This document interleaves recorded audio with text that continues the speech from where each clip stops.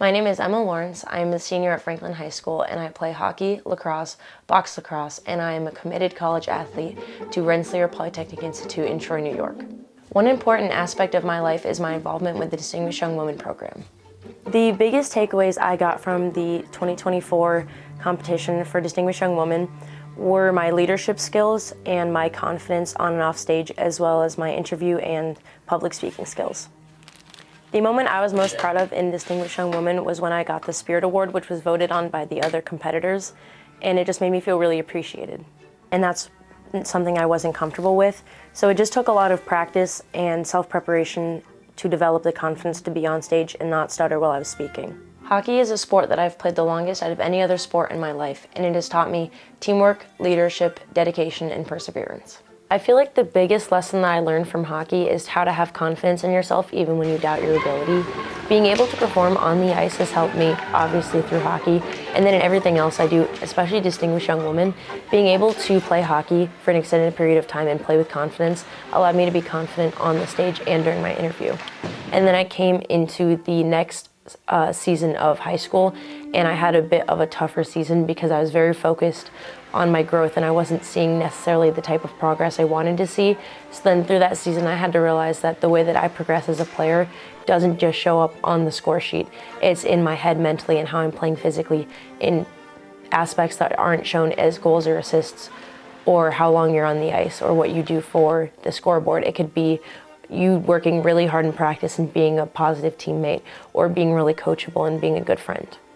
Lacrosse is a huge part of my life and I will be playing it for the next 5 years in college.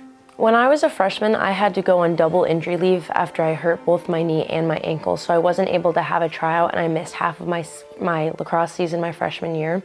And then when I came back to lacrosse, I realized how much I loved the sport and that I wanted to continue playing it all throughout college. So then I decided that I would become more dedicated to the sport, so I played both summer and fall ball, and that's when I realized that I wanted to play this for as long as I could. I always want to be the best of my ability in everything I do, so then if I wanted to work really hard at lacrosse, I knew that I would have to dedicate just as much time at school if I wanted to maintain the GPA that I wanted. So by being the best that I could in both areas, it pushed me to be even better in the next one. Balancing school, sports, and social life is hard, but I always make sure to put my best foot forward in all of my academics. So the Rensselaer Medal is a scholarship that will go out to one student per grade at each school that participates, and it's a $40,000 per year scholarship, which is about a half ride to RPI. I got it for 5 years because the Bachelor of Architecture takes 5 years to complete, which means I will have $200,000 to RPI.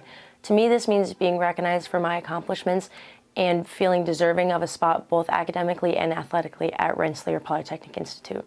For going into a major of architecture, I'm also going to be minoring in psychology, so I feel that understanding the people around me, such as teammates or other engineers that I'm working on a project with, I really learned those skills from my sports such as lacrosse, and I will be able to take those skills and use them both academically and athletically, as I will be playing on their lacrosse team. The work week for both academics and athletics is going to be really difficult at RPI because it's 40 hours a week of sports and 40 hours a week of school.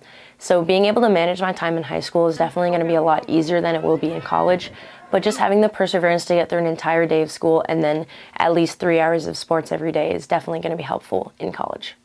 In the end, it's about hard work over talent. If you put in 110% effort into everything you do, that will amount so much more than if you just have a basic talent for what you're doing. And for me, this relates to my sports, as I wasn't always the best player on the field, but as soon as I started dedicating myself to my athletics, I was able to get to a really high level. I would say that you should focus on the details and try to put your effort into everything that you can. What you put into life is what you get out of life, so try as hard as you can in every aspect and make sure to live a full and social life.